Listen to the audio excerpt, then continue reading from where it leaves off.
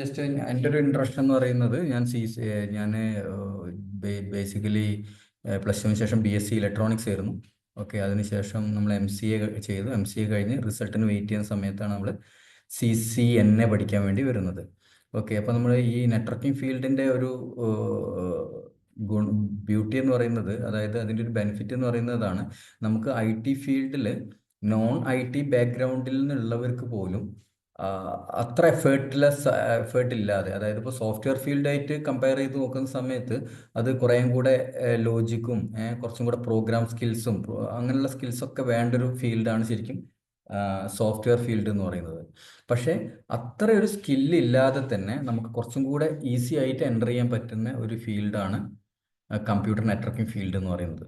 അപ്പോൾ ഈ computer networking ഫീൽഡിൽ നമുക്ക് വളരെ ഷോർട്ട് കട്ടായിട്ട് നമുക്ക് ഒരു നല്ലൊരു പൊസിഷനിലേക്ക് വരാൻ വേണ്ടിയിട്ടുള്ള ഒരു കോഴ്സാണ് CCI എന്ന് പറയുന്നത്. ഓക്കെ, നിങ്ങൾക്ക് കുറേ പേര് ഇതിനകത്ത് CCI സർട്ടിഫൈഡ് ആയിട്ടുള്ളവരുണ്ട്.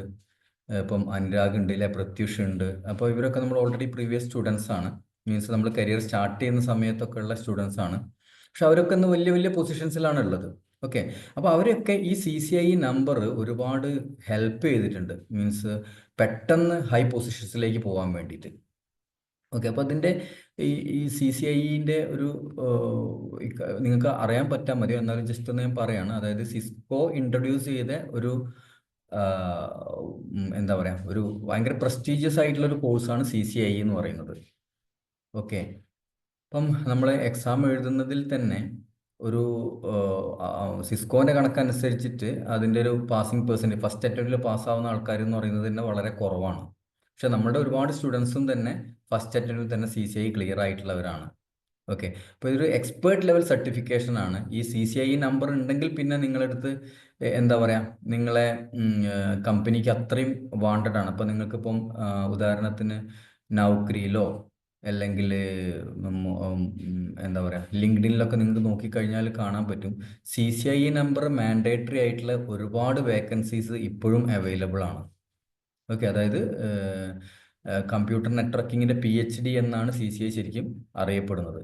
ഓക്കെ, അപ്പം അതിൻ്റെ ആ ഒരു കോഴ്സ് നമ്മൾ മനസ്സിലാക്കിയപ്പോൾ, ഈ ഒരു എക്സാമ്പിൾ പറയാം, ഇപ്പം നമ്മളെ ഇന്ത്യ നമ്മൾ എടുത്തു നോക്കുകയെന്ന് വെച്ചാൽ, അല്ലെങ്കിൽ നമുക്ക് കേരളത്തിലൊരു കഥ പറയുകയാണെന്നുണ്ടെങ്കിൽ, ഇതിലുള്ള ഒരുപാട് സ്റ്റുഡൻസ്, IT സ്റ്റുഡൻസ്, അതായത് MCA BCA ഒക്കെ കഴിഞ്ഞവർക്ക് പോലും ഈ നെറ്റ്വർക്കിംഗ് എന്ന് പറയുന്നൊരു ഫീൽഡ് ഉണ്ട് എന്നുള്ളതും, അതിനകത്ത് ഇത്രയും വലിയ സാലറി ഗ്രോത്ത് ഉള്ള ഓപ്പർച്യൂണിറ്റീസ് ഉള്ള ഒരു പൊസിഷൻസ് ഉണ്ട് എന്നുള്ളതും ഇപ്പോഴും ശരിക്കും പറഞ്ഞു കഴിഞ്ഞാൽ അറിയില്ല. ഓക്കെ, പക്ഷെ നമ്മൾ മനസ്സിലാക്കിയ ഒരു കാര്യം എന്താന്ന് പറഞ്ഞു കഴിഞ്ഞാൽ, നമ്മളെ ഫോറിൻ കൺട്രികളിൽ, ഉദാഹരണത്തിന് ചൈന അല്ലെങ്കിൽ പാകിസ്ഥാനിലൊക്കെ, അപ്പോൾ അവിടെയൊക്കെ നമ്മൾ കണ്ടിട്ടുണ്ട് ഈ +2 സമയത്ത് തന്നെ പോയിട്ട് CCNA ചെയ്യുന്ന ആൾക്കാരുണ്ട്. ഇപ്പം നമ്മൾ തന്നെ പ്രീവിയസ് സ്റ്റുഡൻസ് പറഞ്ഞിട്ടുണ്ട്, അവിടെ 2 പാകിസ്ഥാൻ എഞ്ചിനീയർമാരുണ്ട്. ഇവർക്ക് വലിയ ക്വാളിഫിക്കേഷൻസ് ഒന്നും ഇല്ലെങ്കിൽ പോലും കമ്പനീൻ്റെ അത്രയും വാണ്ടഡ് പേഴ്സൺസ് ആണ് അവർ ഈ +2 സമയത്ത് മുതൽ തന്നെ ഈ നെറ്റ്വർക്കിങ്ങും IT കാര്യങ്ങളൊക്കെ പഠിച്ച് എടുത്ത് അത്രയും എക്സ്പീരിയൻസ് ആയി അവർക്ക്. അതായത് ഡിഗ്രി അല്ലെങ്കിൽ ഗ്രാജുവേഷൻ അല്ലെങ്കിൽ അങ്ങനത്തെ വലിയ ക്വാളിഫിക്കേഷൻസ് ഒന്നും ഇല്ലെങ്കിൽ പോലും ഈ CCI നമ്പറും ഉണ്ട്. കാരണം വെച്ചാൽ അവർ വളരെ യങ് സ്റ്റേജിൽ തന്നെ CCI എടുത്തിട്ടുള്ള ആൾക്കാരുണ്ട്. ഇപ്പം എൻ്റെ ഒരു ഫസ്റ്റ് CCI സ്റ്റുഡൻറ്റ് സന്ദീപ് പറഞ്ഞൊരു കാര്യമുണ്ട്. പുള്ളി സിസ്കോയിൽ വർക്ക് ചെയ്യുന്ന സമയത്ത് സിസ്കോയിൽ ഒരു ഫ്രഷർ വന്നു ഇൻ്റർവ്യൂവിന് വേണ്ടിയിട്ട്. പുള്ളി ഇൻ്റർവ്യൂ പാനലിൻ്റെ ഹെഡായിരുന്നു. ആ സമയത്ത് ലാസ്റ്റ് ലെവലിൽ ഇൻ്റർവ്യൂ പുള്ളീൻ്റെ അടുത്ത് വന്ന സമയത്ത് പുള്ളി നോക്കുമ്പം പുള്ളി BTech ഫ്രഷറാണ്. പക്ഷേ 2 CCI നമ്പർ ഹോൾഡറാണ് പുള്ളി. CCI എൻ്റർപ്രൈസും CCI സെക്യൂരിറ്റിയും പാസ്സായിട്ടാണ് BTech കഴിഞ്ഞിട്ട് അവർ വരുന്നത്. അപ്പം കുറേ പേർക്ക് ഇതിൻ്റെ ഒരു ഓപ്പർച്യൂണിറ്റീസ് അറിയാം. ഓക്കെ, അങ്ങനെ അവർ ആ സമയത്ത് മുതലേ നെറ്റ്വർക്കിങ്ങിൻ്റെ ഫണ്ടമെന്റൽസും കാര്യങ്ങളൊക്കെ പഠിച്ച് ഇതിനു വേണ്ടി എഫേർട്ട് എടുത്ത് CCI നമ്പർ എടുത്ത് ഇങ്ങനെ ഈ ഫീൽഡിലേക്ക് വരുന്നിട്ടുള്ള ആൾക്കാരും ഉണ്ട്. നമുക്ക് അത്രയും ഒരു കാരണം വെച്ചാൽ അത് നമുക്ക് അറിയാം, CCIക്ക് നമ്പർ കിട്ടി കഴിഞ്ഞ ആൾക്കാർക്ക് അറിയാം അതിൻ്റെ ഒരു ബെനിഫിറ്റ് ഉണ്ട്. അപ്പോൾ ഇതിനകത്ത് നമ്മൾ പഠിക്കുന്നത് എന്താണെന്ന് പറഞ്ഞു കഴിഞ്ഞാൽ, CCI എൻ്റർപ്രൈസ് ഉണ്ട്, CCI സെക്യൂരിറ്റി ഉണ്ട്, CCI കൊളാബറേഷൻ ഉണ്ട്, CCI ഡാറ്റാ സെൻറ്റർ ഉണ്ട്, CCI സർവീസ് പ്രൊവൈഡർ ഉണ്ട്, CCI വയർലെസ് ഉണ്ട്, അങ്ങനെ മൾട്ടിപ്പിൾ ഫ്ലേവേഴ്സിലുള്ള CCIs ഉണ്ട്. അപ്പോൾ ഇതിൻ്റെയൊക്കെ ഏറ്റവും പഠിച്ചെടുക്കാൻ എളുപ്പവും ഏറ്റവും കൂടുതൽ ജോബ് ഓപ്പർച്യൂണിറ്റീസ് ഉള്ളതും ആയിട്ടുള്ള ഒരു CCI ആണ് CCI എൻ്റർപ്രൈസ് എന്ന് പറയുന്നത്. അതിനകത്ത് റൂട്ടിങ്ങും സ്വിച്ചിങ്ങും ആണ്. അതിൻ്റെ സിലബസിലേക്ക് നമുക്ക് വരാം, അതൊക്കെ നമുക്ക് കവർ ചെയ്യാം. അപ്പം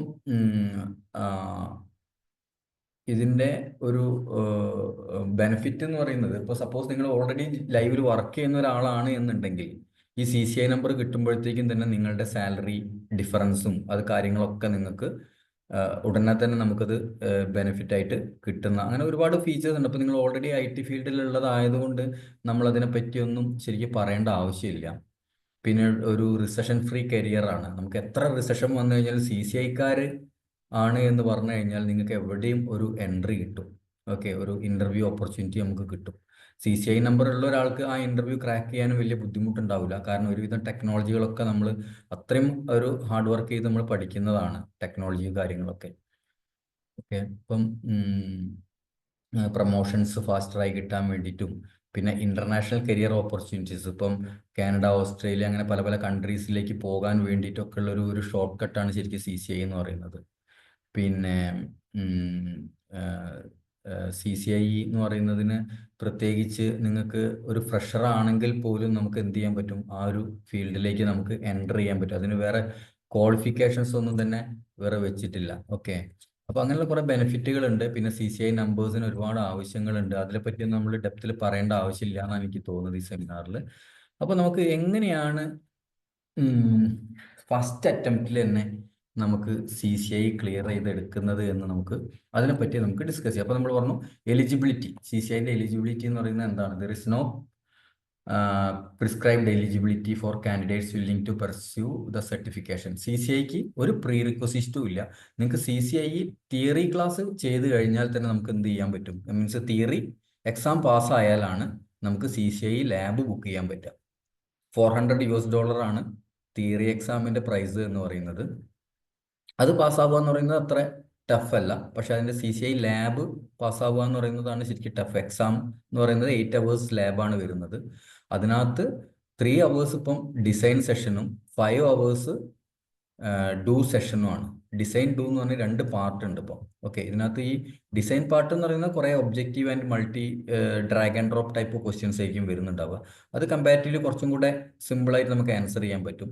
പിന്നെ ഡു പാർട്ട് എന്ന് പറയുന്നത് എൻറ്റയർലി ഒരു ടോപ്പോളജി വെച്ചിട്ട് അതിനകത്തുള്ള ക്വസ്റ്റ്യൻ, അത് ഞാൻ ഇതിന് ശേഷം ഞാൻ റെക്കോർഡിംഗ് സ്റ്റോപ്പ് ചെയ്തതിന് ശേഷം ഞാൻ അത് എക്സ്പ്ലെയിൻ ചെയ്തുതരാം. അപ്പം അങ്ങനെയാണ് നമുക്കതിൻ്റെ ലാബ് നമ്മൾ ഡിസൈൻ ചെയ്തിരിക്കുന്നത്. ഓക്കെ, പിന്നെ നമുക്ക് ഏത് ഗ്രാജുവേഷനിലുള്ള ആൾക്കാർക്കും നമുക്ക് ഈ സർട്ടിഫിക്കേഷൻ എടുക്കാൻ പറ്റും. ഏത് ഡിപ്ലോമ, +2, ഈവൻ +2 ആണെങ്കിൽ പോലും നമുക്ക് എന്ത് ചെയ്യാൻ പറ്റും? CCI എടുക്കാൻ പറ്റും. പിന്നെ നമ്മൾ CCI സ്റ്റുഡൻസ്, ഒരുപാട് CCI സ്റ്റുഡൻസ് നമ്മളെ ഇതിൽ നിന്ന് പാസ്സായിട്ട് ഇപ്പോൾ ടോപ്പ് കമ്പനികളിൽ വർക്ക് ചെയ്യുന്നവരുണ്ട്. അതിനെപ്പറ്റി നമുക്ക് ഡീറ്റെയിൽ ആയിട്ട് പോകേണ്ട ആവശ്യമുണ്ടെന്ന് തോന്നുന്നില്ല. പിന്നെ നമുക്ക് CCI നമുക്ക് ഇൻഫോ ക്യാമ്പസിൽ നമ്മൾ ചെയ്യുന്ന സമയത്തുള്ള വേറെ എക്സ്ട്രാ ബെനിഫിറ്റ്സ്, ഓക്കെ, അത് നമുക്കൊന്ന് ഡിസ്കസ് ചെയ്യാം. അതായത് ഇപ്പോൾ നമ്മളെ സംബന്ധിച്ചിടത്തോളം ഈ CCI നമ്പർ കിട്ടുക എന്നുള്ളത് ശരിക്കും നിങ്ങളെ ഒരു എന്താ പറയുക, നിങ്ങളെ ഇൻ്റർവ്യൂവിലേക്ക് എടുക്കാൻ വേണ്ടിയിട്ടുള്ള ഒരു ഫസ്റ്റ് ലെവൽ മാത്രമേ ആവുന്നുള്ളൂ. അതായത് CCI എന്ന് പറയുന്ന സമയത്ത് നിങ്ങൾക്ക് വേറെ ഒരുപാട് റെസ്യൂമേഴ്സ് ഉണ്ടാവുന്ന സമയത്ത് നിങ്ങൾക്ക് ഒരു പ്രിഫറൻസ് കിട്ടും. എന്താണെങ്കിലും നമുക്ക് ഇൻ്റർവ്യൂ കഴിഞ്ഞിട്ട് ഇനി എന്ത് ചെയ്യാൻ പറ്റുള്ളൂ? നമുക്ക് CCI നമുക്ക് ആ ജോബിലേക്ക് നമുക്ക് എൻ്റർ ചെയ്യാൻ പറ്റുള്ളൂ. അപ്പോൾ സ്വാഭാവികമായിട്ടും ഏതൊക്കെ രീതിയിലാണ് ഒരു CCIക്കാരനോട് ക്വസ്റ്റ്യൻസ് ചോദിക്കുന്നത്, എന്തെല്ലാം ക്വസ്റ്റ്യൻസ് ആണ് വരിക, ആ ക്വസ്റ്റ്യൻ നമ്മൾ എങ്ങനെയാണ് ആൻസർ ചെയ്യേണ്ടത് എന്നുള്ളത് വളരെ ഇമ്പോർട്ടൻ്റ് ആയിട്ടൊരു ഫാക്ടറാണ്. അപ്പോൾ ടെക്നോളജി നന്നായിട്ട് പഠിച്ചാൽ മാത്രം പോരാ, അത് എങ്ങനെ നന്നായിട്ട് പ്രസൻറ്റ് ചെയ്യാം എന്നുള്ളത് കൂടെ നമുക്ക് മനസ്സിലാവണം. ഓക്കെ, അപ്പോൾ അതിന് വേണ്ടിയിട്ടുള്ള ഇൻ്റർവ്യൂ പ്രിപ്പറേഷൻ ക്ലാസ്സുകൾ നമ്മൾ പ്രൊവൈഡ് ചെയ്യുന്നുണ്ട്. ആ ക്ലാസ്സുകളൊക്കെ നമ്മൾ ഡിസൈൻ ചെയ്തിരിക്കുന്നത് എന്ന് പറയുന്നത് നമ്മുടെ പ്രീവിയസ് സ്റ്റുഡൻസ്, അതായത് ഞാൻ പറഞ്ഞല്ലോ നമ്മളെ ഒരു ഏകദേശം 10-15 വർഷത്തോളം ഈ ഫീൽഡിൽ എക്സ്പീരിയൻസ് ഉള്ള ഒരുപാട് സ്റ്റുഡൻസ് ഉണ്ട് നമ്മളെ. കാരണം ഞാൻ കരിയർ സ്റ്റാർട്ട് ചെയ്തിട്ട് ഏകദേശം 20 വർഷത്തിലും മുകളിലായി. ഇപ്പോൾ ഒരുപാട് സ്റ്റുഡൻസ്, നമ്മുടെ പ്രീവിയസ് സ്റ്റുഡൻസ് ഒക്കെ ടോപ്പ് പൊസിഷൻസിലാണ് വർക്ക് ചെയ്യുന്നത്. അപ്പോൾ അവരുടെ അടുത്തൊക്കെ ഡിസ്കസ് ചെയ്തിട്ടാണ് നമ്മൾ എന്ത് ചെയ്യുന്നത്, ഈ ഇൻ്റർവ്യൂ ക്വസ്റ്റ്യൻസും അതിൻ്റെ പ്രിപ്പറേഷനും കാര്യങ്ങളൊക്കെ നമ്മൾ പ്രൊവൈഡ് ചെയ്യുന്നത്. അപ്പോൾ അത് നിങ്ങൾക്ക് ഒരു വലിയൊരു മുതൽക്കൂട്ടായിരിക്കും നിങ്ങളുടെ ഇൻ്റർവ്യൂ ഫസ്റ്റ് അറ്റംപ്റ്റിൽ തന്നെ നിങ്ങൾക്ക് ക്ലിയർ ചെയ്യാനും. അപ്പോൾ നമുക്ക് നിങ്ങളുടെ ഇൻ്റർവ്യൂവർ ചോദിക്കുന്ന ക്വസ്റ്റ്യൻസ് ഒക്കെ ഒരു 75% എബോവ് നിങ്ങൾക്ക് ആൻസർ ചെയ്യാൻ പറ്റിക്കഴിഞ്ഞാൽ തന്നെ നിങ്ങൾക്ക് അവിടെ ഒരു ഡോമിനേഷൻ കിട്ടി. പിന്നെ അത് നിങ്ങൾക്ക് സാലറി നെഗോസിയേഷൻസിലും അങ്ങനത്തെ കാര്യങ്ങൾക്കൊക്കെ നിങ്ങൾക്കത് യൂസ്ഫുൾ ആയിരിക്കും. ഓക്കെ. അപ്പം അതിന് വേണ്ടിയിട്ടുള്ള പ്രിപ്പറേഷൻസ് നമ്മൾ പ്രൊവൈഡ് ചെയ്യുന്നുണ്ട്.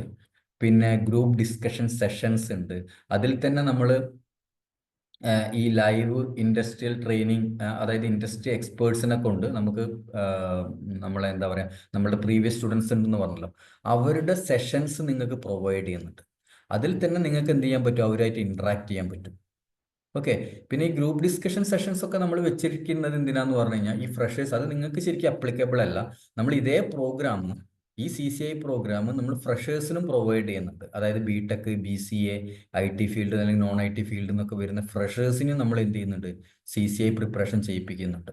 അപ്പോൾ ഒരു 50%ഉം നമുക്ക് ലൈവിൽ വർക്ക് ചെയ്യുന്നവരും, ഒരു 50%ഉം ഒരു ഫ്രഷേഴ്സ് ആയിട്ടുള്ള കാൻഡിഡേറ്റ്സും വരുന്നുണ്ട്. അപ്പോൾ അവർക്ക് വേണ്ടിയിട്ടാണ് നമ്മൾ എന്ത് ചെയ്യുന്നത്, ഈ റെസ്യൂമേ പ്രിപ്പറേഷനും അല്ലെങ്കിൽ ഗ്രൂപ്പ് ഡിസ്കഷനും ഈ സോഫ്റ്റ് സ്കിൽ ക്ലാസ്സുകളും കാര്യങ്ങളൊക്കെ നമ്മൾ പ്രൊവൈഡ് ചെയ്യുന്നത്. നിങ്ങൾക്ക് ആവശ്യം ഉണ്ടാവുമെന്ന് തോന്നുന്നില്ല, കാരണം ഇതിനകത്ത് ഭൂരിഭാഗം പേരും ലൈവിൽ ഓൾറെഡി വർക്ക് ചെയ്യുന്നവരാണ്. അപ്പം ഇതൊക്കെ നിങ്ങൾക്ക് അറിയാമെന്ന് വിചാരിക്കുന്നു. എന്താണ് നമ്മൾ എങ്ങനെ ഒരു റെസ്യൂം നന്നായിട്ട് ഡ്രാഫ്റ്റ് ചെയ്യണം, അതിനകത്ത് എന്തൊക്കെ പോയിന്റ്സ് ഇൻക്ലൂഡ് ചെയ്യണം, പിന്നെ സോഫ്റ്റ് സ്കിൽ ക്ലാസ്സുകളാണെന്നുണ്ടെങ്കിൽ നിങ്ങൾക്ക് എങ്ങനെയാണ് നിങ്ങളൊരു ഇൻ്റർവ്യൂ അറ്റൻഡ് ചെയ്യേണ്ടത്. ഇപ്പോൾ സപ്പോസ് സെൽഫ് ഇൻട്രൊഡക്ഷൻ നിങ്ങളോട് ചോദിച്ചു കഴിഞ്ഞാൽ തന്നെ അതിൽ തന്നെ നമുക്ക് ഒരുപാട് കാര്യങ്ങൾ നമുക്ക് അപ്ലൈ ചെയ്യാൻ പറ്റും ഈ സോഫ്റ്റ് സ്കിൽ ക്ലാസ്സുകൾ. ഇപ്പോൾ അതെങ്ങനെ നമുക്ക് സെൽഫ് ഇൻട്രൊഡക്ഷൻ തന്നെ ഡ്രാഫ്റ്റ് ചെയ്യണം എന്നൊക്കെയുള്ള കാര്യങ്ങളൊക്കെ നമ്മൾ മനസ്സിലാക്കി കഴിഞ്ഞാൽ, പിന്നെ സപ്പോസ് നിങ്ങൾ എന്തിനാണ് പ്രീവിയസ് ജോബ് ക്വിറ്റ് ചെയ്തത്, അല്ലെങ്കിൽ നിങ്ങൾ ഇവിടെ നിങ്ങളെ എന്തിനാണ് സെലക്ട് ചെയ്യുന്നത്, ഇങ്ങനത്തെ കുറേ ക്വസ്റ്റ്യൻസ് എക്സ്ട്രാ വരും. ഒരു HR ലെവലിലുള്ള കുറേ ക്വസ്റ്റ്യൻസ് വരും. അതൊക്കെ എങ്ങനെ ആൻസർ ചെയ്യണം എന്നൊക്കെ ഉള്ളത് നമുക്ക് ഈ സോഫ്റ്റ് സ്കിൽ ക്ലാസ്സിലാണ് നമുക്ക് മനസ്സിലാവുക. പിന്നെ ഈ പ്രസന്റേഷൻ ക്ലാസ്സുകൾ നമ്മൾ ഫ്രഷേഴ്സിനെ ഡിപ്പെൻഡ് ചെയ്തിട്ട് അവർക്ക് വേണ്ടിയിട്ട് ചെയ്തിരിക്കുന്നതാണ്. പിന്നെ ടെക്നിക്കൽ ഇൻ്റർവ്യൂ സെഷൻസ് വിത്ത്, അതായത് CCI നമ്പർ ഓൾറെഡി കിട്ടി നിങ്ങൾ ലൈവിൽ വർക്ക് ചെയ്യുന്ന ആൾക്കാരെ എങ്ങനെ CCIക്കാരെ ഇൻ്റർവ്യൂ ചെയ്യുന്നുള്ളത് പ്രത്യേകിച്ച് തന്നെ നമ്മളെ മോക്ക് ലെവലിൽ നമ്മൾ ചെയ്ത് പഠിപ്പിക്കുന്നുണ്ട്. പിന്നെ ഡൗട്ട് സെഷൻസ്, ടെക്നോളജിക്കൽ ആയിട്ടുള്ള ഡൗട്ട്സും കാര്യങ്ങളൊക്കെ നിങ്ങൾക്ക് ക്ലിയർ ചെയ്യും. പിന്നെ ലൈവ് ട്രബിൾ ഷൂട്ടിംഗ് സെഷൻസ്, ഒരു ലൈവ് ട്രബിൾ വന്നു കഴിഞ്ഞാൽ നിങ്ങൾ എങ്ങനെ ആൻസർ ചെയ്യും. പണ്ട് നമുക്ക് CCIയിൽ തന്നെ ട്രബിൾ ഷൂട്ടിംഗ് എന്ന് പറഞ്ഞ പ്രത്യേക തന്നെ ഒരു ഏരിയ ഉണ്ടായിരുന്നു.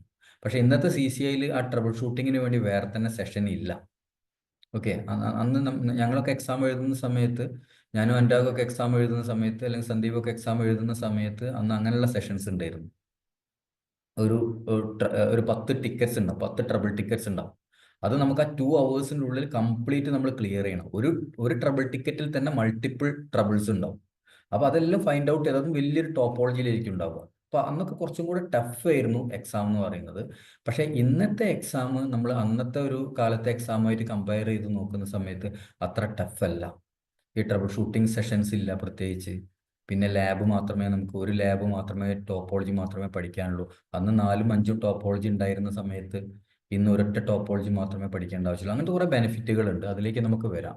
ഓക്കെ. അപ്പോൾ ഇത്രയും കാര്യങ്ങളാണ്. നിങ്ങൾ ഈ നമ്പർ നോട്ട് ചെയ്ത് നോക്കുക. ബാംഗ്ലൂർ നമ്പറാണിത്. ഇതിനകത്തേക്ക് നിങ്ങൾക്ക് കോൺടാക്ട് ചെയ്യാം. പിന്നെ അതേപോലെ തന്നെ നിങ്ങളെ ഇതിനകത്തേക്ക് എൻറോൾ ചെയ്യിപ്പിച്ച നമ്പറിൽ നമുക്ക് കോൺടാക്ട് ചെയ്യാം. ഇനി ഞാൻ ഇതിൻ്റെ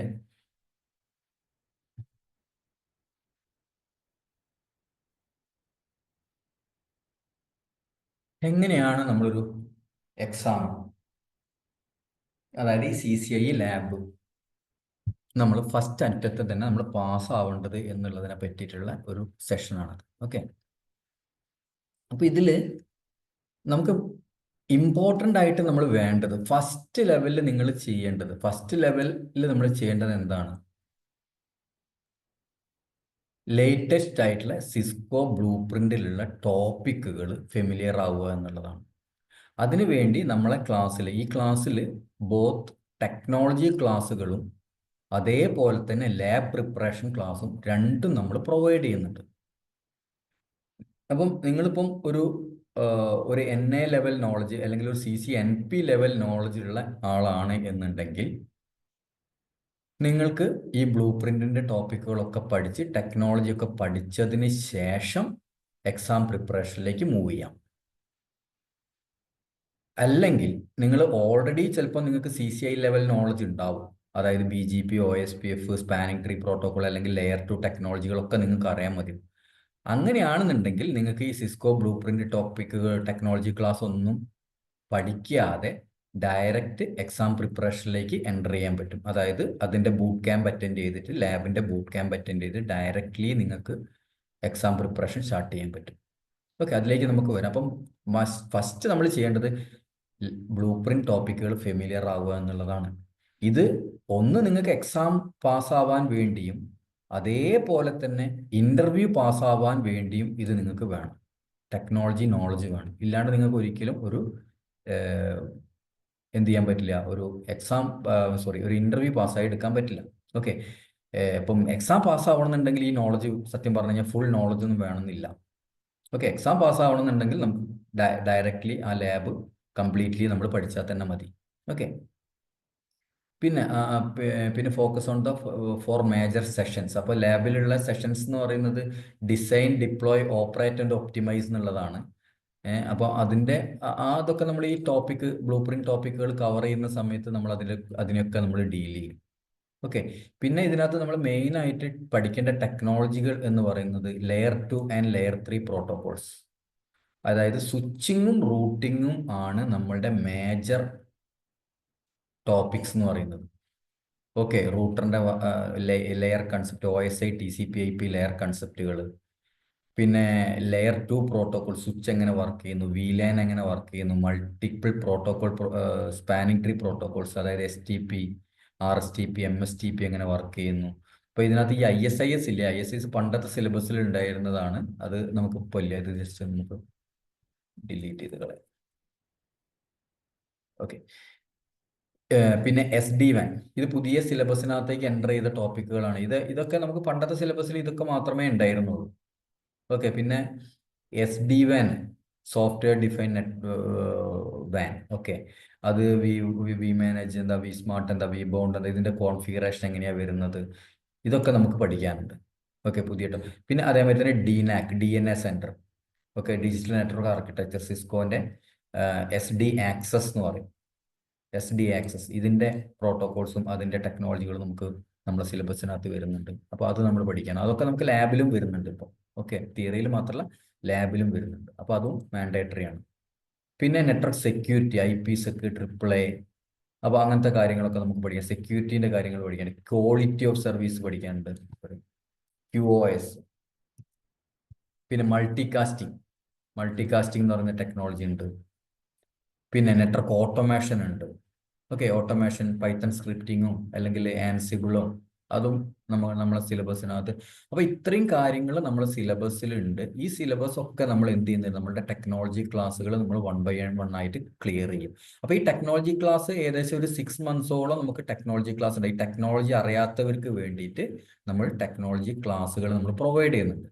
ഈ ക്ലാസ്സുകൾ കണ്ടക്ട് ചെയ്യുന്നത് അതേ സമയത്ത് തന്നെ നിങ്ങൾക്ക് ഇതിൻ്റെ ലാബുകളും, ഓരോ പ്രോട്ടോകോൾ പഠിക്കുന്ന സമയത്തും അതിൻ്റെ ടെക്നോളജി പഠിക്കാൻ വേണ്ടിയിട്ടുള്ള ലാബുകൾ, അത് നിങ്ങൾക്ക് ഒരു പരിധി വരെ നിങ്ങളുടെ ലാപ്ടോപ്പിൽ തന്നെ നമുക്ക് സിമുലേറ്റ് ചെയ്ത് ചെയ്യാൻ പറ്റും.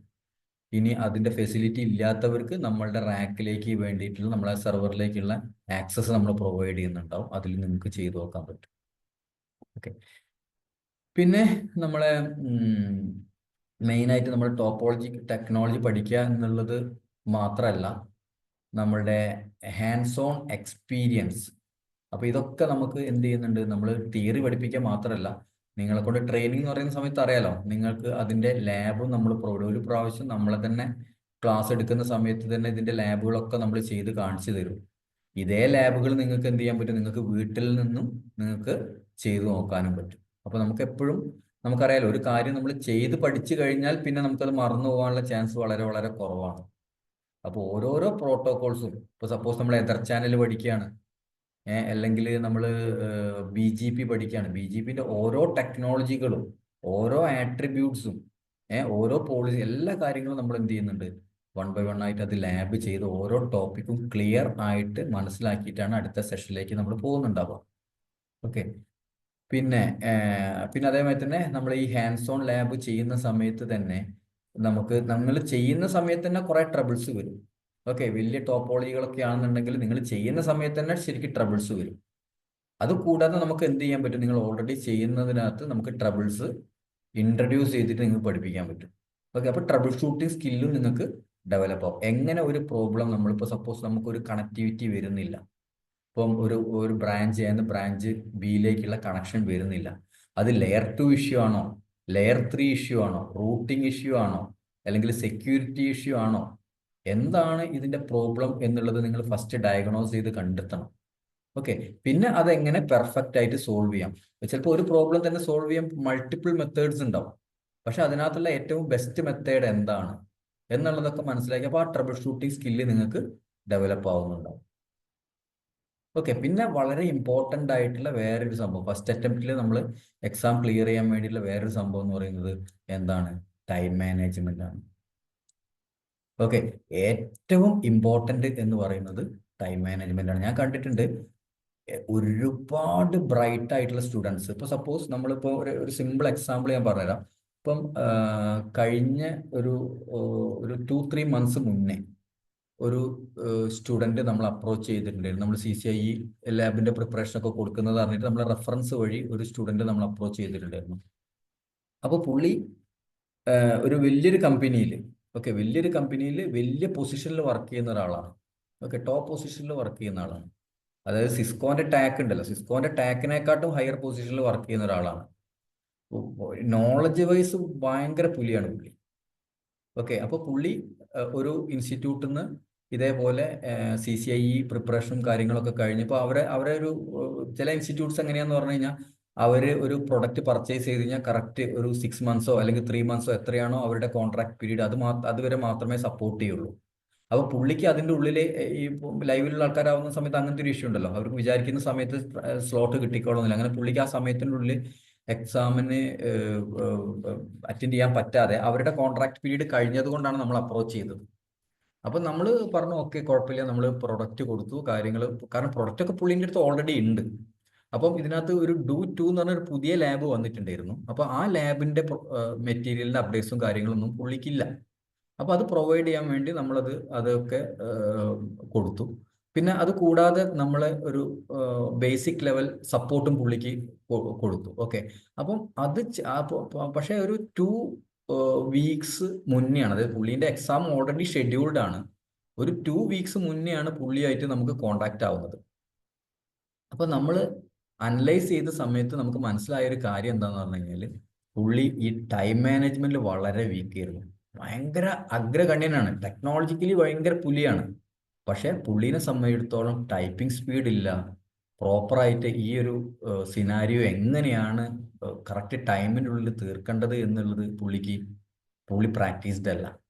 അപ്പൊ അതിനൊരു പ്രത്യേകിച്ച് വേറെ തന്നെ ഒരു എന്താ പറയാ, ഒരു ട്രെയിനിങ് ശരിക്കും സെപ്പറേറ്റ് ആയിട്ട് തന്നെ നമ്മൾ പ്രൊവൈഡ് ചെയ്യാം. അതായത് നമുക്ക് നല്ല നോളജ് ഉണ്ടാക്കുക എന്നുള്ളതും എക്സാം പാസ്സാവുക എന്നുള്ളതും രണ്ട് ഡിഫറെൻറ്റ് തിങ് ആണ്. അപ്പൊ എക്സാം പ്രിപ്പറേഷൻ എന്ന് പറഞ്ഞിട്ട് പ്രത്യേക ഒരു മെത്തേഡ് തന്നെ ഉണ്ട്. ആ ഒരു അപ്രോച്ച് നമ്മൾ ചെയ്തിട്ടില്ല എന്നുണ്ടെങ്കിൽ നമുക്ക് ഈ സമയത്തിൻ്റെ ഉള്ളിൽ ഈ കംപ്ലീറ്റ് ടോപ്പിക്സിലുള്ള സെഷൻസ് ചെയ്ത്, നമുക്കറിയാലോ 80% എബോവ് മാർക്ക് ഉണ്ടെങ്കിൽ മാത്രമേ നമുക്ക് എന്ത് ചെയ്യാൻ പറ്റുള്ളൂ, എക്സാം പാസ്സാവാൻ പറ്റുള്ളൂ. ഓക്കെ, നമുക്കൊരു 5 മിനിറ്റ് പോലും ബാംഗ്ലൂരൊക്കെ ആണെന്ന് ഒരു 5 മിനിറ്റ് പോലും നമുക്ക് എക്സ്ട്രാ ടൈം കിട്ടില്ല. ടൈമർ ഓട്ടോമാറ്റിക്കായിട്ട് നിന്നിട്ട് എക്സാം സ്റ്റോപ്പായി പോവുകയാണ് ചെയ്യുക. അപ്പോൾ സ്വാഭാവികമായിട്ട് നമ്മൾ പ്രതീക്ഷിച്ച പോലെ തന്നെ പുള്ളിക്ക് എന്ത് ചെയ്യാൻ പറ്റില്ല, പുള്ളിക്ക് എക്സാം പാസ്സാവാൻ പറ്റില്ല. കാരണം വെച്ചാൽ ആ 2 ആഴ്ച പോരാ പുള്ളിക്ക് ആ ഫാസ്റ്റ്നെസ് അച്ചീവ് ചെയ്യാൻ വേണ്ടിയിട്ട്. ഓക്കെ, അപ്പോൾ അതിൻ്റെ ടൈം മാനേജ്മെന്റ് വളരെ ഇമ്പോർട്ടൻ്റ് ആയിട്ടുള്ള ഒരു ഫാക്ടറാണ് എക്സാം പാസ്സാവാൻ വേണ്ടിയിട്ട്. ഓക്കെ, പിന്നെ നിങ്ങൾക്ക് ഇതിൻ്റെ ഒഫീഷ്യൽ റിസോഴ്സുകളൊക്കെ നമുക്ക് ആക്സസ് ചെയ്യാനുള്ള ഫെസിലിറ്റീസ് ഉണ്ട്. അതൊക്കെ നമ്മൾ പഠിച്ചു വെക്കുന്നത് എന്തിനാന്ന് പറഞ്ഞു കഴിഞ്ഞാൽ ഇൻ കേസ് എക്സ്ട്രാ ക്വസ്റ്റ്യൻസ് വന്നാൽ, അതായത് നമ്മളിപ്പോൾ ശരിക്കും ഇതിന് വരുന്ന എന്താ പറയുക, ബൂട്ട് ക്യാമ്പ് നമ്മൾ പ്രിപ്പയർ ചെയ്യുന്ന സമയത്ത് CCIക്ക് വരുന്ന ആക്ച്വൽ മെറ്റീരിയൽ പ്രിപ്പയർ ചെയ്തിട്ടാണ് നമ്മൾ എന്ത് ചെയ്യുന്നത്, ഇതിൻ്റെ എക്സാമിലേക്ക് നമ്മൾ പോകുന്നത്. അപ്പൊ ഇൻ കേസ് 1-2 ക്വസ്റ്റ്യൻസ് പുതിയ ക്വസ്റ്റ്യൻസ് അവർ ഇട്ടിട്ടുണ്ടെങ്കിൽ നമുക്ക് എന്ത് ചെയ്യാൻ പറ്റും, നമ്മൾ സിസ്കോന്റെ ലാബ് മീൻസ് ഇതിന്റെ ആക്സസ്, ഇതിന്റെ മെത്തേഡ്, അതായത് ഇതിന്റെ എന്താ പറയാ ഡോക്യുമെന്റേഷൻ ഉണ്ട്, സിസ്കോന്റെ ഡോക്യുമെന്റേഷൻ ഉണ്ട്. ആ സിസ്കോ ഡോക്യുമെന്റേഷൻ നമുക്ക് പ്രോപ്പറായിട്ട് യൂസ് ചെയ്യാൻ അറിയാന്നുണ്ടെങ്കിൽ എക്സാമിന്റെ സമയത്ത് തന്നെ അത് ബ്രൗസ് ചെയ്തിട്ട് നമുക്ക് എന്ത് ചെയ്യാൻ പറ്റും, നമുക്ക് അതിന്റെ സൊല്യൂഷൻ കണ്ടെത്തി നമുക്ക് ഇംപ്ലിമെന്റ് ചെയ്യാൻ പറ്റും. ഓക്കെ, പിന്നെ Cisco learning network and DevNet sandbox ഒക്കെ യൂസ് ചെയ്തിട്ട് നിങ്ങൾക്ക് ലാബുകൾ ചെയ്ത് നോക്കാം. പിന്നെ സിസ്കോന്റെ ഒഫീഷ്യൽ ഡോക്യുമെന്റേഷൻ ബ്രൗസ് ചെയ്തിട്ട് നിങ്ങൾക്ക് അത് ഈ ലാബിന്റെ സമയത്ത് തന്നെ നമുക്കത് ആക്സസ് ചെയ്യാൻ പറ്റും. ഓക്കെ, അപ്പോൾ അതെങ്ങനെയാണ് നിങ്ങൾക്ക് ആക്സസ് ചെയ്യുക എന്നുള്ളതൊക്കെ പഠിച്ച് വെച്ച് കഴിഞ്ഞാലും, ഇൻ കേസ് വളരെ വളരെ റെയർ ആയിട്ട് മാത്രമേ നമുക്ക് എന്ത് ചെയ്യുള്ളൂ, നമ്മൾ എക്സാമിൻ്റെ സമയത്ത്, നമ്മൾ എക്സാം പോയി എഴുതുന്ന സമയത്ത് തന്നെ ലാബ് ചേഞ്ച്, ഒരു ഒന്നോ രണ്ടോ ക്വസ്റ്റ്യൻസ് പുതിയത് ചേഞ്ച് ആയി വന്നു എന്ന് വിചാരിക്കാം. അപ്പോൾ നമുക്കറിയാത്തൊരു ടെക്നോളജി ആണെന്നുണ്ടെങ്കിൽ നമുക്ക് എന്ത് ചെയ്യാൻ പറ്റും, ഈ ഡോക്സ് നോക്കിയിട്ട് നമുക്ക് ആൻസർ ചെയ്യാൻ പറ്റും. ഞാൻ ഫസ്റ്റ് അറ്റംപ്റ്റ് ചെയ്യുന്ന സമയത്ത് എനിക്ക് ഇങ്ങനത്തെ ഒരു സിറ്റുവേഷൻ വന്നിട്ടുണ്ടായിരുന്നു. മൾട്ടി കാസ്റ്റിങ്ങിനകത്ത് നമ്മൾ പഠിക്കാത്ത ഒരു ടെക്നോളജി പെട്ടെന്ന് എക്സാമിൽ ചോദിച്ചു. പക്ഷേ ഞാനത് സിസ്കോൻ്റെ ഒഫീഷ്യൽ ഡോക്യുമെന്റേഷൻ കറക്റ്റ് ബ്രൗസ് ചെയ്ത്, കറക്റ്റ് നമുക്ക് അത് അറിയണം, അത് അതിൻ്റെ പാത്ത് നമുക്ക് കറക്റ്റ് മൾട്ടി കാസ്റ്റിംഗ് ഒരു ടോപ്പിക്കിലേക്ക് എങ്ങനെ എത്താന്ന് പറഞ്ഞു കഴിഞ്ഞാൽ, അത് ബ്രൗസ് ചെയ്ത് നമുക്ക് ആ പോയിന്റിൽ എത്തിയ സമയത്ത് ഞാൻ മനസ്സിലാക്കിയെന്ന് വെച്ചാൽ അതിനകത്തുള്ള ഒരു എക്സാമ്പിൾ വെച്ചിട്ട് തന്നെയായിരുന്നു ഈ ക്വസ്റ്റ്യൻ ഡ്രാഫ്റ്റ് ചെയ്തിട്ടുണ്ടായിരുന്നത്. അപ്പോൾ വളരെ പെട്ടെന്ന് തന്നെ അതിൻ്റെ ആൻസർ എനിക്ക് കണ്ടെത്താനും അത് നമുക്ക് സോൾവ് ചെയ്യാനും പറ്റി. പക്ഷെ അതൊക്കെ വളരെ റെയർ ആയിട്ട് അങ്ങനത്തെ സിറ്റുവേഷൻ വരുള്ളൂ. കാരണം നമ്മളെ സംബന്ധിച്ചോളം നമുക്ക് റെഗുലർ ആയിട്ടുള്ള അപ്ഡേറ്റ്സ് നമുക്ക് കിട്ടും. ഓരോരോ ക്വസ്റ്റ്യനും മീൻസ് ചേഞ്ച് ആയി കഴിഞ്ഞാൽ തന്നെ ഒരു ടോപ്പോളജി ചേഞ്ച് ആയി അല്ലെങ്കിൽ ഒരു ക്വസ്റ്റ്യൻ ചേഞ്ച് ആയി എന്നുള്ള ഇൻഫർമേഷൻ നമുക്ക് കറക്റ്റ് കിട്ടും. ഓക്കെ, അപ്പോൾ ആ അപ്ഡേറ്റ് കൂടെ കിട്ടുമ്പോഴാണ് നമുക്ക് കറക്റ്റ് ഫസ്റ്റ് അറ്റംപ്റ്റിന് എക്സാം പാസ്സാവാൻ പറ്റുക. ഓക്കെ, പിന്നെ മോക്ക് ലാബുകൾ നമ്മൾ ചെയ്തു നോക്കുന്നുണ്ട്. ഈ കറക്റ്റ് ഈ ലാബ് ചെയ്ത് പ്രാക്ടീസ് നമ്മൾ ഈ ടോപ്പോളജി ഏകദേശം 10-25 പ്രാവശ്യം ഒരേ ടോപ്പോളജി നമ്മൾ റിപ്പീറ്റ് ചെയ്ത് നോക്കിയിട്ടാണ് പിന്നീട് നമ്മൾ ഫാസ്റ്റ് ആവുന്നതും ഇതിൻ്റെ എക്സാമിലേക്ക് വേണ്ടി നമ്മൾ ബുക്ക് ചെയ്യാൻ വേണ്ടി പോകുന്നതും ഉണ്ടാവും. ഓക്കെ, പിന്നെ ഇതിനകത്ത് ഏറ്റവും ഇമ്പോർട്ടൻ്റ് ആയിട്ടുള്ള സംഭവം എന്ന് പറയുന്നത് പ്രിപ്പയർ മെൻ്റലി. അതായത് നമ്മൾ വളരെ പ്രഷറൈസ്ഡ് എൻവയോൺമെൻറ്റിൽ എങ്ങനെ കാം ആൻഡ് കൂളായിട്ട് ആ പ്രോബ്ലം സോൾവ് ചെയ്യാം എന്നുള്ളതിനെ പറ്റി നിങ്ങൾക്ക് നല്ലൊരു പ്രിപ്പറേഷൻ നിങ്ങളെടുത്ത് ഉണ്ടായിരിക്കണം. കാരണം ഇതിൻ്റെ ഒരു ഇതെന്താ നമ്മൾ പറയുന്നത് എന്താന്ന് പറഞ്ഞു കഴിഞ്ഞാൽ, ഇപ്പോൾ സപ്പോസ് നമ്മളെ സ്റ്റുഡൻസ് ഒക്കെ പോകുന്നത് ഈ 5 മണിക്കൂർ കൊണ്ട് ചെയ്യേണ്ട ഈ ലാബ്, ഓക്കെ, 5 മണിക്കൂർ കൊണ്ട് കംപ്ലീറ്റ് ചെയ്യേണ്ട ഈ ലാബ് ഒരു 2.5 മണിക്കൂർ അല്ലെങ്കിൽ ഒരു 3 മണിക്കൂർ കൊണ്ട് ചെയ്ത് അത്രയും ഫാസ്റ്റ് ആയിട്ടാണ് പിന്നെ നമ്മൾ എന്ത് ചെയ്യുന്നത്, എക്സാമിന് പോകുന്നത്. അപ്പം ഇവിടെ വരുന്ന ഒരു ഇഷ്യൂ എന്താന്ന് പറഞ്ഞു കഴിഞ്ഞാൽ, നമ്മൾ ലാബ് ചെയ്യുന്ന സമയത്ത് മിക്കവാറും നമ്മൾ ഭയങ്കര ടൈപ്പിംഗ് സ്പീഡ് വേണമെന്ന് പറഞ്ഞു. നമ്മളെല്ലാ കാര്യങ്ങളും നമ്മൾ സേവ് ചെയ്തുകൊണ്ടിരിക്കണം. ഓക്കെ, ഇൻ കേസ് ലാബ് റീസ്റ്റാർട്ടായി പോവുക അല്ലെങ്കിൽ അങ്ങനെ എന്തെങ്കിലും ഒരു സിറ്റുവേഷൻ വരികയാണെന്നുണ്ടെങ്കിൽ നമ്മൾ അത്രയും ചെയ്തത് പോകരുത്. ഓക്കെ, അപ്പോൾ ഇതിനകത്ത് വരുന്നൊരു കാര്യം എന്താ വെച്ചാൽ, നല്ല പാസിംഗ് റേറ്റ് ഉണ്ടാവുന്ന സമയത്ത് പ്രോക്ടർ വന്നിട്ട് നമുക്ക് എക്സ്ട്രാ ട്രബിൾസ് ഇടും. അതായത് ഓൾറെഡി നമ്മൾ കോൺഫിഗർ ചെയ്ത് അപ്പായ നെറ്റ്വർക്കിനകത്ത് അവരെന്തെങ്കിലും ട്രബിൾസ് ചിലപ്പോൾ ഇൻട്രൊഡ്യൂസ് ചെയ്യും. വളരെ റയറാണ് ആ പ്രോബ്ലം, എന്നാലും ചിലപ്പോൾ അങ്ങനെ വരാൻ സാധ്യതയുണ്ട്. നമ്മുടെ സ്റ്റുഡൻസിന് തന്നെ അങ്ങനെ വന്നിട്ടുമുണ്ട്. ഓക്കെ, 2-3 സ്റ്റുഡൻസിന് അങ്ങനെ വന്നിട്ടുമുണ്ട്. അപ്പോൾ എന്താ സംഭവിക്കുക, നമ്മൾ ഓൾറെഡി സെറ്റ് ചെയ്ത് വെച്ചൊരു സംഭവം നമ്മൾ വൺസ് അത് ലാബ് കറക്റ്റ് ചെയ്തു, അത് വെരിഫൈ ചെയ്തു, പ്രോബ്ലം ഒക്കെ കറക്റ്റാക്കി വെരിഫിക്കേഷൻ അടക്കം ചെയ്തു വെച്ചത് ലാസ്റ്റ് വെരിഫിക്കേഷൻ്റെ സമയത്ത് അത് ബ്രേക്ക് ആയി കിടക്കുകയായിരിക്കും. നമുക്ക് ചിലപ്പോൾ ഒരു ബ്രാഞ്ച് ടു ബ്രാഞ്ച് കണക്ടിവിറ്റി ചിലപ്പോൾ ഫെയിലായി കിടക്കുന്നുണ്ടാവും. അപ്പോൾ നമുക്ക് എന്ത് ചെയ്യാൻ പാടില്ല, പാനിക്കായി പോവാതെ അത് എവിടെയാണ് ആ പ്രോബ്ലം എന്നുള്ളത് ഫൈൻഡ് ഔട്ട് ചെയ്ത് ആ പ്രഷറൈസ്ഡ് എൻവയോൺമെന്റിൽ നമുക്ക് ടാക്കിൾ ചെയ്യുക എന്ന് പറയുന്നത് വളരെ വളരെ ഇമ്പോർട്ടൻ്റ് ആയിട്ടുള്ള ഒരു കാര്യമാണ്. അത് എനിക്ക് അത്രയും അതിൻ്റെ ഒരു ഇമ്പോർട്ടൻസ് മനസ്സിലാവാണ്ടായ കാരണം എന്ന് പറയുന്നത് എൻ്റെ തന്നെ എക്സാം ആയിരുന്നു. എൻ്റെ എക്സാമിൻ്റെ സമയത്ത് ട്രബിൾ ഷൂട്ടിംഗ് എന്ന് പറയുന്ന ഒരു സെഷൻ ഉണ്ടായിരുന്നു. അപ്പോൾ അതിലെങ്ങനെയാന്ന് പറഞ്ഞു കഴിഞ്ഞാൽ നമുക്ക് 10 ട്രബിൾ ഉണ്ടാവും. 10 ട്രബിൾ സോൾവ് ചെയ്യാൻ വേണ്ടിയിട്ട് നമുക്ക് 2 മണിക്കൂറാണ് നമ്മളെ മുന്നിൽ ഉണ്ടാവുക. ഓക്കെ, അന്ന് ഈ 10 ട്രബിൾ, ഫസ്റ്റ് ട്രബിൾ എന്ന് പറയുന്നത് ഞാൻ 5 മിനിറ്റ് കൊണ്ട് തന്നെ സോൾവ് ചെയ്തു. പെട്ടെന്ന് എനിക്ക് സൊല്യൂഷൻ കിട്ടി. പക്ഷെ രണ്ടാമത്തെ ട്രബിള് ഞാൻ 5 മിനിറ്റ് എടുത്തു, 10 മിനിറ്റ് എടുത്തു, എന്നിട്ടും അത് സോൾവ് ആവുന്നില്ല. സംഭവം സിമ്പിൾ ആയിരുന്നു, അത് EIGRPൻ്റെ ഒരു ഇഷ്യൂ ആയിരുന്നു ഉണ്ടായിരുന്നത്. പക്ഷെ ഒരു പ്രോബ്ലം ഞാൻ സോൾവ് ചെയ്തു, എന്നിട്ടും അത് പിങ് കണക്ടിവിറ്റി അപ്പായില്ല. അപ്പം അതിൻ്റെ അർത്ഥം മൾട്ടിപ്പിൾ ട്രബിൾസ് ഉണ്ട് എന്നുള്ളതാണ്. ഒരു 3 പ്രോബ്ലം ഞാൻ അതിനകത്ത് സോൾവ് ചെയ്തു, എന്നിട്ടും കണക്ടിവിറ്റി കിട്ടുന്നില്ല. അപ്പം അതിൻ്റെ അർത്ഥം വീണ്ടും എന്തോ പ്രോബ്ലം ഉണ്ട് എന്നുള്ളതാണ്. പക്ഷെ ഞാൻ അതിനുവേണ്ടി ടൈം എടുത്ത് ഒരു ഏകദേശം 3/4 മണിക്കൂർ പോയി. അപ്പം ഞാൻ വിചാരിക്കുന്ന വെച്ചാൽ 3 സോൾവ് ചെയ്തു, ഈ ഒരു ട്രബിളും കൂടി ഉള്ളല്ലോ, അത് കണ്ടെത്താലോ എന്നുള്ള രീതിയിൽ ഞാൻ അതിനകത്ത് ഇരുന്നു. അപ്പം ഞാൻ മൊത്തത്തിൽ നോക്കുമ്പോഴത്തേക്കും ഏകദേശം ഒരു 3/4 മണിക്കൂർ അതിനെടുത്തു, മറ്റേതിനൊരു 5 മിനിറ്റ്, അങ്ങനെ ഏകദേശം 50 മിനിറ്റ് എനിക്ക് നഷ്ടപ്പെട്ടു. ഞാൻ ഒരൊറ്റ ടിക്കറ്റേ സോൾവ് ചെയ്തിട്ടുള്ളൂ. അപ്പോൾ സ്വാഭാവികമായിട്ടും നമ്മൾ എന്താവും, നമ്മൾ പാനിക്കാവും. പക്ഷെ ഞാൻ ഇത് ഓൾറെഡി നമ്മൾ ഈ ഒരു കാര്യം നമ്മൾ പാനിക് ആവരുത് എന്നുള്ളത് അറിയാവുന്നത് കൊണ്ട് നമ്മൾ പല മെഡിറ്റേഷൻ ടെക്നിക്സും അല്ലെങ്കിൽ അങ്ങനത്തെ കാര്യങ്ങളൊക്കെ നമ്മൾ എന്ത് ചെയ്തു, അതൊക്കെ ജസ്റ്റ് അപ്ലൈ ചെയ്ത് മൈൻഡിനെ ഒരു 2-3 മിനിറ്റ് നമ്മൾ മൈൻഡിനെ കൂളാക്കി. അങ്ങനെ നമ്മൾ ആ ഒരു രണ്ടാമത്തെ ടിക്കറ്റ് സ്കിപ്പ് ചെയ്തിട്ട് ബാക്കിയുള്ളതിലേക്ക് വന്നു. പക്ഷെ മൈൻഡ് കാം അല്ലായിരുന്നു എന്നുണ്ടെങ്കിൽ എനിക്ക് അത് അറ്റൻഡ് ചെയ്യാൻ പറ്റില്ലായിരുന്നു. അത് പക്ഷെ മൈൻഡ് കൂൾ ആയതുകൊണ്ട് എന്ത് സംഭവിച്ചു എന്ന് പറഞ്ഞാൽ ബാക്കി എല്ലാ ടിക്കറ്റ്സും നമുക്ക് ഇത് ചെയ്തു. ഏറ്റവും ലാസ്റ്റ് ടിക്കറ്റ് ചെയ്തുകൊണ്ടിരിക്കുന്ന സമയത്താണ് അത് ഏകദേശം ക്ലിയർ ചെയ്ത് അത് വെരിഫൈ ചെയ്യാൻ ടൈം കിട്ടില്ല. അപ്പോഴത്തേക്ക് അതിന്റെ ടൈം ഔട്ട് ആയിപ്പോയി. പക്ഷെ നമുക്ക് റിസൾട്ട് പാസ് ആയിരുന്നു. കാരണം ഒരു ടിക്കറ്റ് എനിക്ക് പോയുള്ളൂ. അപ്പോൾ അതേപോലത്തെ ഒരു സിറ്റുവേഷൻ നിങ്ങൾക്ക് വന്നാലും അത് ഫേസ് ചെയ്യണം. ഇത് എന്തിനാണ് ഇവർ ഇങ്ങനത്തെ ഒരു സിറ്റുവേഷൻ ക്രിയേറ്റ് ചെയ്യുന്നത് വെച്ചാൽ, ഇപ്പോൾ CCI എന്ന് പറയുന്നത് നമുക്കറിയാം അത്രയും പ്രസ്റ്റീജിയസ് ആയിട്ടുള്ള ഒരു എക്സാം ആണ്. അപ്പോൾ നിങ്ങളൊരു ലൈവ് എൻവയോൺമെന്റിൽ നിങ്ങൾ ഇതേമാതിരിയുള്ള ഒരു പ്രഷറൈസ്ഡ് എൻവയോൺമെന്റിൽ നിങ്ങൾ പെട്ടാലും എങ്ങനെ നിങ്ങൾ കൂളായിട്ട് ആ പ്രോബ്ലം നിങ്ങൾ ആ ഒരു പെർട്ടിക്കുലർ ടൈം പീരീഡിൽ സോൾവ് ചെയ്തെടുക്കുന്നതും എന്നുള്ളതിനെ പറ്റി ഉള്ള ഒരു സംഭവം നിങ്ങൾക്ക് അപ്ലൈ ചെയ്യാൻ വേണ്ടിയിട്ട് തന്നെയാണ് അവർ ഇങ്ങനത്തെ ഒരു സിറ്റുവേഷൻ ക്രിയേറ്റ് ചെയ്ത് വെച്ചിരിക്കുന്നത്. ഓക്കെ, നിങ്ങൾ ശരിക്കും ഈ ഒരു ലാബ് ഫസ്റ്റ് നിങ്ങൾ ലാബ് ചെയ്യുന്ന സമയത്ത് ചിലപ്പോൾ ഒരു 1 ഡേ ഫുൾ എടുത്തിട്ടേക്ക് നിങ്ങൾക്ക് അത് സോൾവ് ചെയ്യാൻ പറ്റുള്ളൂ. ഈ ഒരു ലാബിനെയാണ് നമ്മൾ ഫാസ്റ്റ് ആക്കി കൊണ്ടുവന്ന് 3.5 മണിക്കൂറിൻ്റെ ഉള്ളിൽ ചെയ്യുന്ന രീതിയിലാക്കിയിട്ട് നമ്മൾ എക്സാമിന് പോകുന്നത്. ഓക്കെ, അപ്പം ഈ ടൈം മാനേജ്മെന്റ് എന്നുള്ളതും മൈൻഡിനെ കൂളാക്കി നിർത്തുക എന്നുള്ളതും വളരെ ഒരു ഇമ്പോർട്ടൻറ്റ് ഫാക്ടറാണ് ഇതിനെ സംബന്ധിച്ചിടത്തോളം. ഓക്കെ, പിന്നെ നിങ്ങൾക്ക് മാക്സിമം സ്റ്റഡി ഗ്രൂപ്പിലൊക്കെ നമ്മൾ ജോയിൻ ചെയ്യിപ്പിക്കും. പല CCI സ്റ്റഡി ഗ്രൂപ്പുകളുണ്ട്. അതിനകത്ത് നിങ്ങൾക്ക് ടെക്നോളജികൾ പഠിക്കാൻ പറ്റും. അവർ ഒരുപാട് CCI പ്രിപ്പയർ ചെയ്യുന്ന വേറെയുള്ള ആൾക്കാരുമായിട്ടുള്ള കൊളാബറേഷൻ ചെയ്യാൻ പറ്റും. അവരുമായിട്ട് കമ്മ്യൂണിക്കേറ്റ് ചെയ്യാൻ പറ്റും. അവരായിട്ട് ഇൻഫർമേഷൻസ് ഷെയർ ചെയ്യാൻ പറ്റും. ഓക്കെ, അപ്പോൾ എപ്പോഴും നമ്മളങ്ങനെ അപ്ഡേറ്റഡ് ആയിട്ട് വെക്കുക. പിന്നെ എക്സ്പേർട്ട് ഗൈഡൻസ് നിങ്ങൾക്ക് പലപ്പോഴും ഓൾറെഡി CCI സർട്ടിഫൈഡ് ആയിട്ടുള്ള ആൾക്കാരുടെ നിന്ന് ഇതേപോലെ വാല്യുബിൾ ആയിട്ടുള്ള ഒരുപാട് ഇൻഫർമേഷൻസ് കിട്ടും. ഇപ്പോൾ ഒരു എക്സാമ്പിൾ പറയുകയാണെന്നുണ്ടെങ്കിൽ നമ്മളൊരു സ്റ്റുഡൻറ്റിന് പറ്റിയൊരു സംഭവമാണ്. അപ്പം പുള്ളി അത് 2 സ്റ്റുഡൻസിന് അങ്ങനെ സംഭവിച്ചിട്ടുണ്ട്. ഓക്കെ, അപ്പം അന്ന് എന്താ സംഭവിച്ചതെന്ന് പറഞ്ഞു കഴിഞ്ഞാൽ ഇവർ എക്സാം എഴുതുന്ന സമയത്ത് അത് ചിലപ്പോൾ ഇപ്പോഴും വരാറുണ്ട് കേട്ടോ. കാരണം നമ്മൾ ഈ സിസ്കോന്റെ ലാബ് എഴുതുന്നത് ചിലപ്പോൾ നമ്മളെ പ്രിമൈസിൽ തന്നെ ആയിരിക്കില്ല ഉണ്ടാവുക. നമ്മളെ റാക്ക് ഉണ്ടാവുക ചിലപ്പോൾ US UK അല്ലെങ്കിൽ വേറെ ഏതെങ്കിലും ലൊക്കേഷൻസിലായിരിക്കും ഉണ്ടാവുക. അപ്പോൾ നമ്മളിരിക്കുന്നത് ചിലപ്പോൾ ബാംഗ്ലൂരിലായിരിക്കും. അപ്പോൾ നമുക്ക് സ്വാഭാവികമായിട്ടും വരുന്ന ഒരു ഇഷ്യൂ എന്ന് പറയുന്നത് ഇതിന്റെ സ്ലോനെസ് ആണ്. ചില സമയത്ത് സ്ലോനെസ് വരും. ഓക്കെ, ഞാൻ എഴുതിയ സമയത്ത് സ്ലോനെസ് ഉണ്ടായിരുന്നു. നമ്മളിപ്പോൾ ഷോർ റണ്ണൊക്കെ അടിച്ചു കഴിഞ്ഞാൽ കുറച്ച് സമയം വെയിറ്റ് ചെയ്തിട്ടാണ് അതിന്റെ ഔട്ട്പുട്ട് വരിക. ഓക്കെ, അപ്പോൾ അതിന്റെ ഒരു ലാറ്റൻസി കാരണം അല്ലെങ്കിൽ ഡിലേ കാരണം സംഭവിക്കുന്ന ഒരു ഇഷ്യൂ ആണ്. ഓക്കെ, അപ്പം നമ്മളൊരു സ്റ്റുഡന്റ് എഴുതുന്ന സമയത്ത് ഇതേമാതിരി ഒരു ലാറ്റൻസി ഇഷ്യൂ വന്നു. അങ്ങനെ ഇഷ്യൂ വന്നു. അത് സോൾവ് ചെയ്തുകൊണ്ടിരിക്കുന്ന സമയത്ത് പുള്ളീൻ്റെ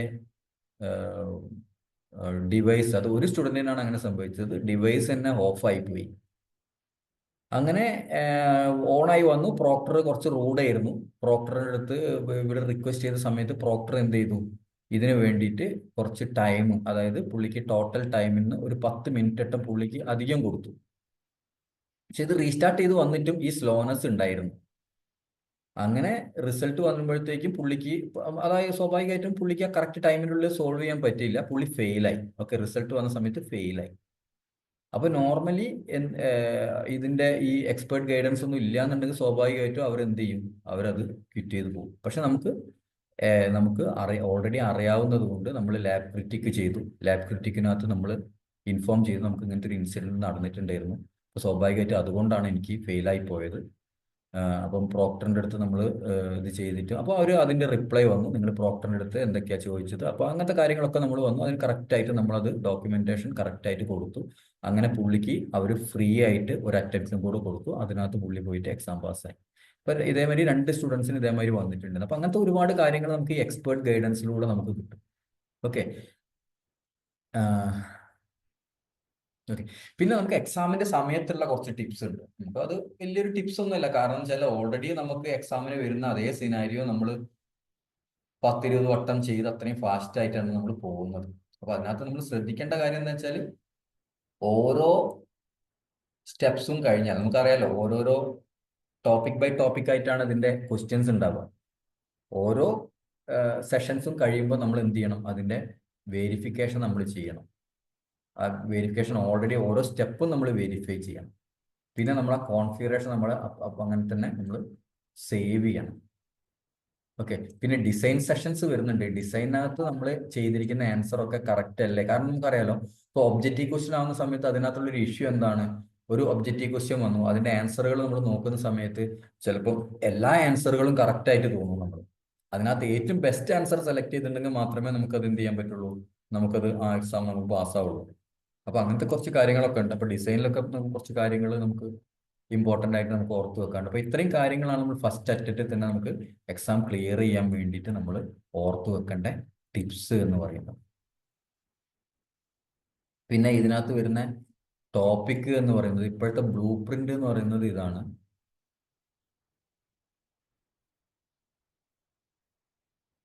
ഓക്കെ, അപ്പം ഇത് ഞാൻ നിങ്ങൾക്ക് ചാറ്റിൽ ഇട്ടുതരാം.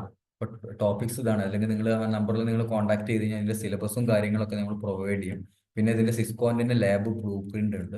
അപ്പൊ അതിന്റെ ആ ബ്ലൂ പ്രിന്റ് നോക്കിയിട്ട് നമ്മൾ ജസ്റ്റ് ഒരു സമ്മറൈസേഷൻ എടുത്താണ് ഇതിനകത്ത്. ഓക്കെ, ഇതിനകത്ത് മെയിൻ ആയിട്ട് വരുന്നത് വെച്ചാൽ സ്വിച്ചിങ് കൺസെപ്റ്റ്സ് ഉണ്ട്. ഓക്കെ, സ്വിച്ചിങ് നമുക്കറിയാലോ, നിങ്ങളൊരു ലൈവിൽ പോയി കഴിഞ്ഞാലും നിങ്ങളൊരു ലൈവ് ജോബിലേക്ക് എൻ്റർ ചെയ്ത് കഴിഞ്ഞാലും നിങ്ങൾക്ക് ഏറ്റവും കൂടുതൽ ഹാൻഡിൽ ചെയ്യാണ്ടാവുക സ്വിച്ചാണ്. ഓക്കെ, ഒരു ISP ലെവലിലുള്ള ആൾക്കാർക്കാണ് കൂടുതൽ റൂട്ടറുമായിട്ട് ഇന്ററാക്ഷൻ കൂടുതൽ വേണ്ടി വരും. കാരണം വെച്ചാൽ നമ്മുടെ എൻവയോൺമെന്റിനകത്ത് ഒരു ഒരു 10-30 സ്വിച്ച് ഉണ്ടെങ്കിൽ ചിലപ്പോൾ ഒരു റൂട്ടറോ 1-2 റൂട്ടറേ ഉണ്ടാവുള്ളൂ. ഓക്കെ, അപ്പോൾ കൂടുതൽ നമുക്ക് സ്വിച്ചിങ് ആണ് നമുക്ക് മെയിൻ ആയിട്ട് നമ്മൾ കോൺസെൻട്രേറ്റ് ചെയ്ത് പഠിക്കേണ്ടത്. ഓക്കെ, സ്വിച്ചിങ് കൺസെപ്റ്റ് ഓരോരോ ടോപ്പിക്കും ഞാൻ എക്സ്പ്ലെയിൻ ചെയ്ത് പറയുന്നില്ല, കാരണം അതിനുള്ള സമയം നമുക്കില്ല.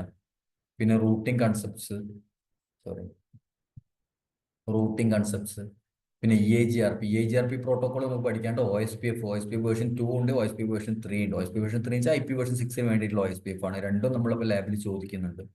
പിന്നെ BGP ഉണ്ട്. BGP അറിയാലോ, BGP വളരെ ഇമ്പോർട്ടൻ്റ് ആയിട്ടുള്ള ഒരു പ്രോട്ടോകോൾ ആണ്. ഇപ്പൊ നിങ്ങൾ ഒരു ഇപ്പൊ CCI നിങ്ങൾ പാസ്സായി, ഓക്കെ, ഇനി നിങ്ങളൊരു ഇന്റർവ്യൂവിന് പോകുന്ന സമയത്തും നിങ്ങൾ ഈ ടോപ്പിക്സ് ആണ് ഏറ്റവും കൂടുതലായിട്ട് നിങ്ങൾ പഠിച്ചു പോകേണ്ടത്. അതായത് സ്വിച്ചിങ്ങും റൂട്ടിങ്ങിനകത്ത് വരുന്ന OSPF-ഉം BGP-യും ആണ് നിങ്ങളോട് ഏറ്റവും കൂടുതൽ ഇന്റർവ്യൂവിന് ചോദിക്കാം. കാരണം ആ ടെക്നോളജികളാണ് മെയിൻ ആയിട്ട് ഇംപ്ലിമെന്റേഷനിൽ ഉള്ളത്. ഓക്കെ, ഈ മൾട്ടി കാസ്റ്റിംഗ് ഒക്കെ വളരെ റെയർ ആയിട്ട് നിങ്ങൾക്ക് ചിലപ്പം ഇംപ്ലിമെന്റേഷൻ ചെയ്യേണ്ടതായിട്ട് വരുള്ളൂ. മൾട്ടി കാസ്റ്റിംഗ് ഉണ്ട്. പിന്നെ SD-WAN നമ്മൾ പറഞ്ഞു, നേരത്തെ പറഞ്ഞു, SD-WAN, SD ആക്സസ് ഉണ്ട്. സോഫ്റ്റ്വെയർ ഡിഫൈൻഡ് നെറ്റ്വർക്കിങ്ങിൽ SD ആക്സസ് നമുക്ക് പഠിക്കാനുണ്ട്. DNAC-ഉം കാര്യങ്ങളൊക്കെ ഇതിനകത്ത് വരും. പിന്നെ SD-WAN നമുക്ക് പഠിക്കാനുണ്ട്. ഓക്കെ, പിന്നെ പിന്നെയുള്ള ACI പിന്നെ നമുക്ക് ഡാറ്റാ സെന്ററിൽ മാത്രമേ വരുന്നുള്ളൂ. ACI നമുക്ക് CCIE എന്റർപ്രൈസിൽ നമുക്ക് പഠിക്കാനില്ല. ഓക്കെ, പിന്നെ ട്രാൻസ്പോർട്ട് ടെക്നോളജി, അതായത് വാൻ ടെക്നോളജീസ് ആയിട്ട് GRE ടണൽസ്, അതായത് DMVPN ഒക്കെ നമുക്ക് പഠിക്കാനുണ്ട്. DMVPN ഒക്കെ നമുക്ക് എക്സാമിൽ വരുന്നുണ്ട്. DMVPN ഉണ്ട്, MPLS ഉണ്ട്, MPLS VPN ഉണ്ട്. ഓക്കെ, DMVPN ഉണ്ട്, അതൊക്കെ നമുക്ക് പഠിക്കാനുണ്ട്. പിന്നെ നെറ്റ്വർക്ക് സെക്യൂരിറ്റി വരുന്നുണ്ട്. ഓക്കെ, നെറ്റ്വർക്ക് സെക്യൂരിറ്റി വരുന്നുണ്ട്, ആക്സസ് ലിസ്റ്റ് കാര്യങ്ങളൊക്കെ വരുന്നുണ്ട്. പിന്നെ സിസ്റ്റം മാനേജ്മെന്റ്, SNMP, നെറ്റ്കോൺഫ്, പിന്നെ QoS ശരിക്കും ഇപ്പം അത്ര ഇമ്പോർട്ടൻ്റ് അല്ല. വളരെ ചെറിയൊരു ടോപ്പിക്ക് മാത്രമേ QoS ഒന്ന് ചോദിക്കുന്നുള്ളൂ. പക്ഷെ എന്നാലും നമ്മൾ സിലബസ് ഓറിയന്റഡ് ആയിട്ട് പഠിക്കുന്ന സമയത്ത് നമ്മൾ അതൊക്കെ പഠിക്കും. പിന്നെ നെറ്റ്വർക്ക് സർവീസസ്, അതായത് IP services, HSRP, DSCP, DNS, NAT, അങ്ങനത്തെ കാര്യങ്ങളൊക്കെ വരുന്നുണ്ട്. പിന്നെ നെറ്റ്വർക്ക് ഒപ്റ്റിമൈസേഷന് വേണ്ടിയിട്ടുള്ള നെറ്റ് ഫ്ലോ, IPSLA, ഇങ്ങനത്തെ കാര്യങ്ങളൊക്കെ സിലബസിലുണ്ട്. പിന്നെ നെറ്റ്വർക്ക് ഓപ്പറേഷൻസിന് സ്പാൻ ഉണ്ട്, RSPAN, ERSPAN. ഓക്കെ, പിന്നെ അങ്ങനെ പിന്നെ ഓട്ടോമേഷൻ വരുന്നുണ്ട്, വളരെ ഇമ്പോർട്ടൻ്റ് ആയിട്ട്. ഇനി അങ്ങോട്ടേക്കുള്ള ഒരു ട്രെൻഡാണ് ശരിക്കും ഓട്ടോമേഷൻ എന്ന് പറയുന്നത്. ഓക്കെ, അപ്പൊ ഇത്രയും ടോപ്പിക്സ് ആണ് ശരിക്കും നമുക്ക് പഠിക്കാനുള്ളത്. ഓക്കെ, ഇതിനകത്ത് ലാബില് ഇതിനകത്ത് ഒട്ടുമിക്ക സാധനങ്ങളും പിന്നെ വളരെ കുറച്ച് ഇപ്പൊ പറഞ്ഞതിനകത്ത് കുറച്ച് കാര്യങ്ങൾ ലാബിൽ ഇല്ല. ഓക്കെ, അതായത് ഇപ്പോഴത്തെ ലാബിനകത്ത് ഇൻട്രൊഡ്യൂസ് ചെയ്തില്ല. ഇപ്പൊ ഉദാഹരണത്തിന് SNMP ഒന്നും അവർ ഇൻട്രൊഡ്യൂസ് ചെയ്തിട്ടില്ല. ഓക്കെ, അങ്ങനെ കുറെ കാര്യങ്ങൾ നമുക്ക് ഇൻട്രൊഡ്യൂസ് ചെയ്യാത്തതുണ്ട്. അപ്പൊ അതൊക്കെ നമുക്ക് എന്ത് ചെയ്യാൻ പറ്റും, എക്സാമിന്റെ സമയത്ത് നമുക്ക് സ്കിപ്പ് ചെയ്യാൻ പറ്റും. പക്ഷെ നമുക്ക് ബ്ലൂ പ്രിന്റ് പഠിക്കുന്ന സമയത്ത്, നമ്മൾ ടോപ്പ് ടെക്നോളജി പഠിക്കുന്ന സമയത്ത് ഒരുവിധം കാര്യങ്ങളൊക്കെ നമ്മൾ കവറപ്പ് ചെയ്തിട്ടാണ് പോകുന്നുണ്ടാവും.